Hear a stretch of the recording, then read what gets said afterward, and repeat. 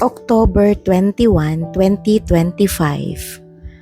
Pagbasa gikan sa Santos nga Ebanghelyo sumala ni San Lucas.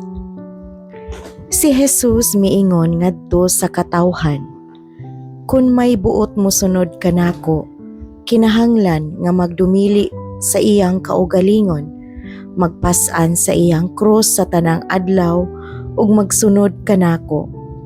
Kay ang buot magluwas sa iyang kinabuhi kawad-an hinuon niini, apan ang kawad-an sa iyang kinabuhi tungod kanako magluwas niini. Aduna ba'y makuha ang tao kung maiya ang tibuok kalibutan apan mawala ang iyang kinabuhi? Wala gayud.